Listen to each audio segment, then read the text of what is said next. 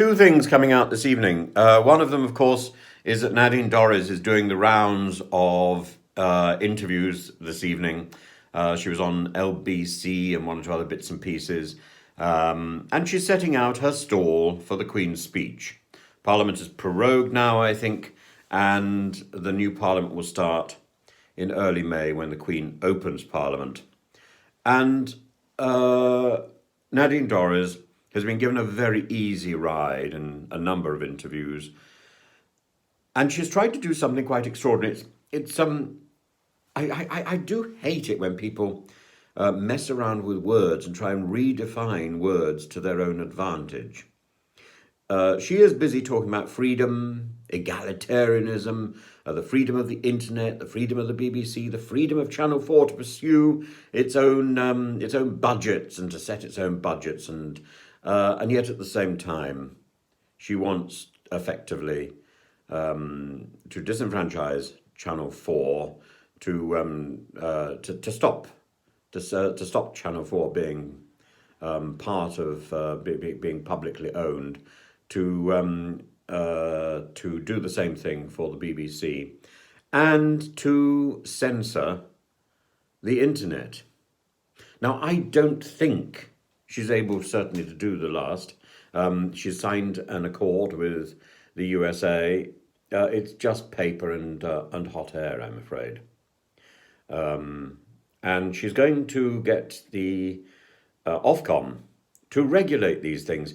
Ofcom can't do the things that she expects it to do. Every time that I write to her ministry, the DCMS, they write back to me and say, oh, you need to contact Ofcom. And I contact Ofcom and they say, no, this is beyond our remit. And I say, well, that's what I thought. We're going round and round in a circle. Ofcom is the mantra which is recited by people in the DCMS when they don't want to answer a question. And Nadine Dorries leads the way in this evasion, while at the same time pursuing an agenda which is utterly destructive.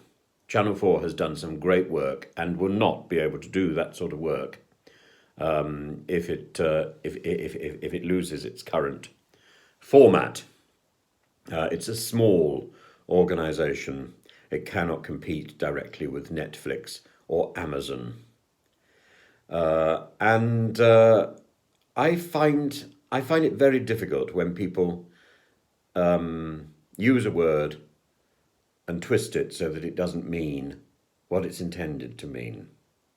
And that, I'm afraid, is Nadine Dorries all the way. And the other issue really is in these interviews she has been asked, of course, about Boris, and she's taken to throwing the blame onto Keir Starmer, which I find very worrying. Keir Starmer apparently was also having a party and was caught on camera with a bottle of brown beer. It sounds like something out of the Charge of the Light Brigade, doesn't it? Brown bottle. But Keir Starmer gets away with it, and Boris doesn't. She says, why should there be one rule for Boris and another for Keir Starmer? Well, I'm afraid the issue is Boris set up the law, and Boris should be held actually to a slightly higher standard because it's the law that he devised. Number one. Number two, I think Keir Starmer has a perfectly reasonable excuse. But lying behind this is a malaise that many politicians have fallen into, of thinking that there's a difference between their job and their private entertainment. Actually, if you get it right, your job and your pastime and your free time are blended together. If you are elected to represent the public, actually there isn't a point at which it seems to me you switch off. If there's a camera on you, you're on display. If you are representing somebody, you're on display. And so you should be careful. You're in public office. The Queen has managed this for years. I don't think the Queen is busy pulling out her mobile phone while she's delivering her speech in Parliament from the throne. I don't think she's busy looking at her mobile phone, whatever she might be watching, whatever she might want to watch. I don't think she does. I don't think it even dawns on her that is a possibility. It's like children pulling out phones in class. It shouldn't even dawn on them that this is a possibility. And it definitely, I don't think, is the job of somebody else to be policing the telephones or the mobile phones. Either it simply shouldn't be there. It simply shouldn't be there. So the idea that there are members of Parliament, members of the Conservative Party, looking at illicit things while sitting on the green benches is simply abhorrent. And I am dismayed and slightly disgusted by the standards of public life.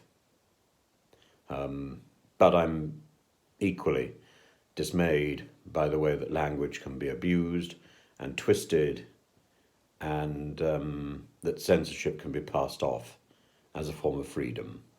I think that's very worrying, and I think we need to watch out.